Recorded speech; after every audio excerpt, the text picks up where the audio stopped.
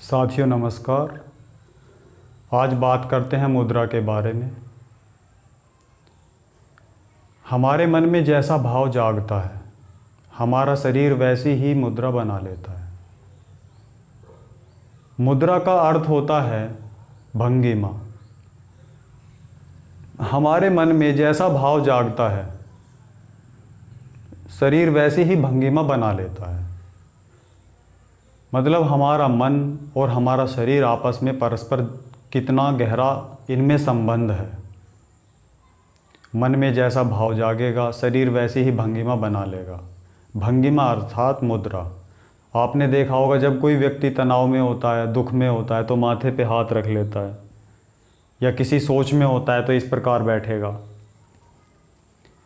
और जब व्यक्ति प्रसन्नचित होता है तो चेहरा अलग ही बता देता है, उसका स्माइल करते हुए चेहरा दिखाई देता है। और बहुत ज़्यादा खुश होता है तो हा हा हा। खड़े होने की भंगिमा, जिसको आप बॉडी लैंग्वेज भी बोलते हैं, जैसा मन का भाव होता है वैसे ही भंगिमा शरीर की बन जाती है। इन भंगिमाओं के माध्यम से हम अपने मन को परिवर्तित कर सकते हैं। मन में जो भी भाव जागता है उसका प्रभाव शरीर पर पड़ता ही है। और शरीर बना हुआ है 5 तत्वों से: पृथ्वी, अग्नि, जल, वायु, आकाश। जब मन में डिस्टरबेंस होता है तो शरीर के जो तत्व हैं उनमें भी डिस्टरबेंस हो जाता है। या जब शरीर के तत्वों में डिस्टरबेंस हो जाता है, असंतुलन हो जाता है, तो मन भी असंतुलित हो जाता है। मन के माध्यम से हम अपने शरीर को संतुलित कर सकते हैं और शरीर के माध्यम से हम अपने मन को संतुलित कर सकते हैं। दोनों में आपस में बहुत गहरा संबंध है।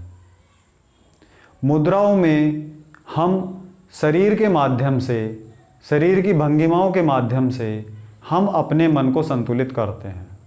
जब मन संतुलित होता है तो हमारे शरीर के जो 5 तत्व हैं वे भी संतुलित होने लगते हैं।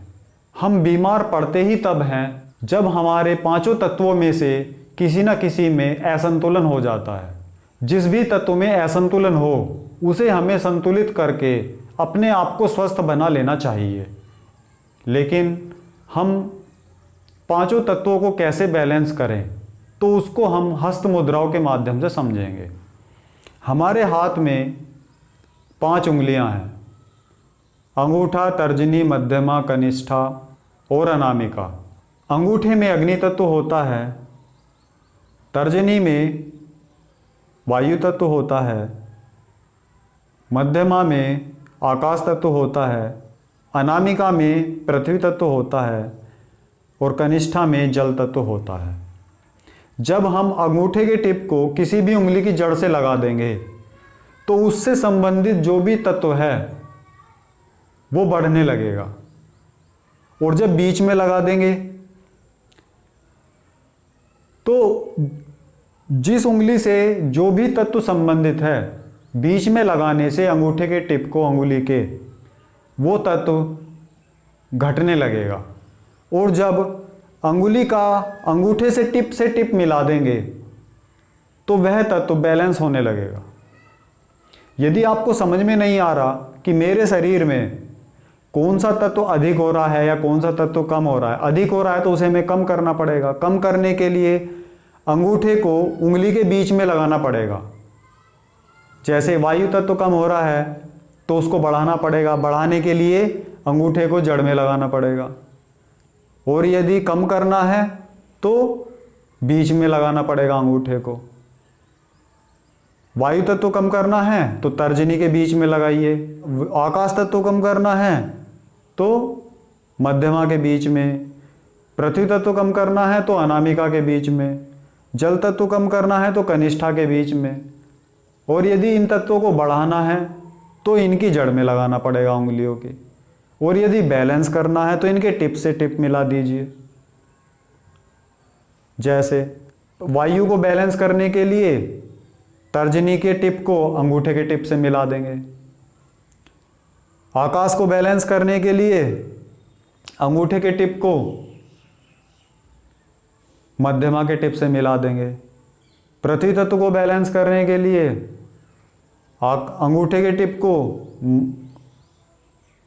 अनामिका के टिप से मिला देंगे। जल तत्व को बैलेंस करने के लिए कनिष्ठा के टिप को अंगूठे के टिप से मिला देंगे।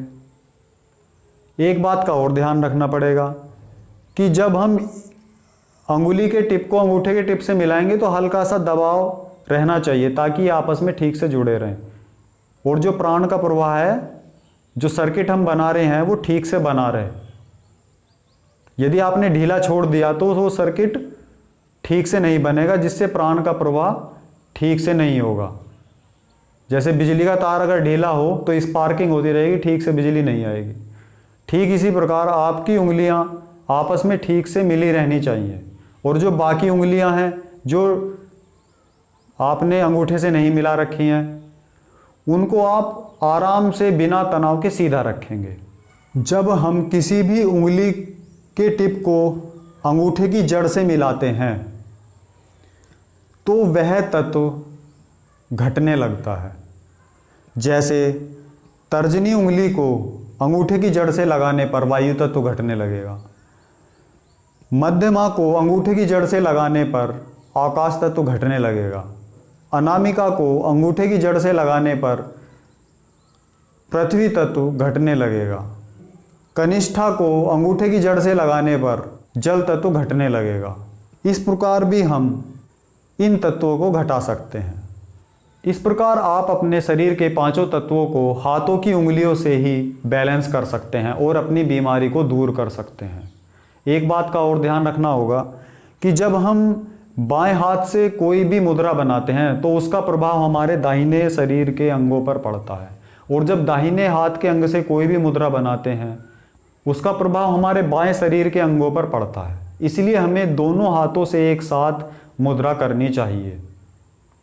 मुद्रा करते ही उसका लाभ हमें तुरंत मिलना शुरू हो जाता है, लेकिन कुछ लोग ऐसे होते हैं, वे कहते हैं कि हमें अभी लाभ नहीं हो रहा। तो ये निर्भर करता है कि आपने कितना अधिक असंतुलन अपने अंदर बना रखा है। यदि तत्वों का असंतुलन बहुत ज़्यादा है तो संतुलन बनने में उतना ही अधिक समय लगेगा। लेकिन ऐसा नहीं है कि आप कोई भी मुद्रा बनाएं और उसका लाभ आपको तुरंत ना मिलना शुरू हो। तुरंत लाभ मिलता है इन मुद्राओं से। जब आप आसन, प्राणायाम और ध्यान करके अपने शरीर को, अपने मन को सेंसिटिव बना लेते हैं, तब आप इन मुद्राओं के प्रभाव को स्वयं ही महसूस कर सकते हैं कि कितना तात्कालिक प्रभाव आप इन मुद्राओं का अपने शरीर पर देख सकते हैं। जैसे आप डॉक्टर से दवाई लाते हैं और डॉक्टर साहब आपसे बोलते हैं कि दवाइयों को सुबह, दोपहर, शाम 3 बार लेना है, ठीक इसी प्रकार आपको इन मुद्राओं को भी 10-10 मिनट सुबह, दोपहर, शाम करना ही होगा यदि आप स्वस्थ होना चाहते हैं, अपने तत्वों को बैलेंस करना चाहते हैं। यदि आपके शरीर में किसी तत्व का बहुत अधिक इम्बैलेंस हो रहा है, असंतुलन हो रहा है, तो आपको 45 मिनट सुबह, 45 मिनट शाम को इन मुद्राओं का अभ्यास करना चाहिए। आज के लिए इतना ही। धन्यवाद।